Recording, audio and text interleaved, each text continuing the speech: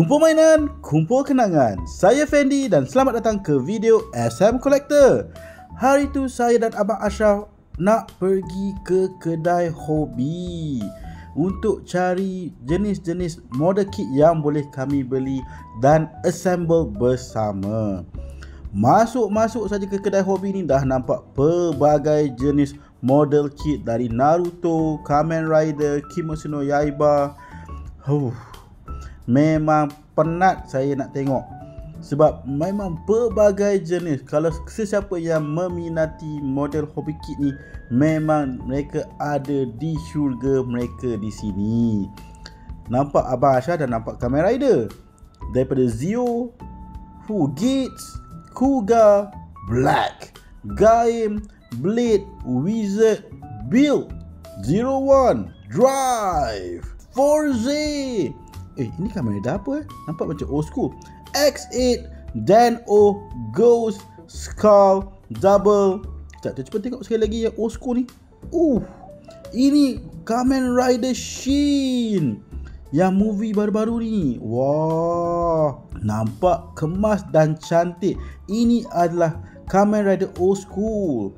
So, alang-alang itu marilah kita buka kad Stellar Crown dari siri Scarlet dan juga Violet. Gambar depan dah. Saya memang tak kenal Pokemon ni sebab saya tak pernah main yang baru ni. Tagline macam biasa, gotta catch 'em all. So marilah kita buka dan lihat sama ada tak kad manis-manis di dalam. Macam biasa, kad Pokemon Trading Card Live untuk pemain game online mobile ini mereka berikan QR code. Letakkan ke tepi QR code tersebut, ambil kad dari belakang dan letakkan di depan. Kad kita yang pertama adalah Basic Lightning Energy. Kad seterusnya hadir dengan Applin Grass Type HP 40, Attack Spray Fluid sebanyak 20. Seterusnya kita ada kad Fletching HP 60 Normal Type, Attack Sandbag sebanyak 10. Wow.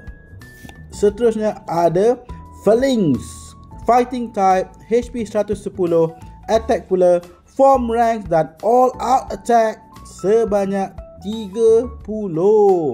Macam kata pilih lah pula.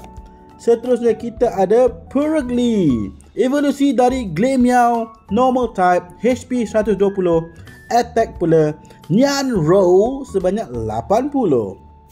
Seterusnya kita ada Reverum Evolve dari Varoom HP 150, Steel Type, Attack, Out of Control Dash sebanyak 100.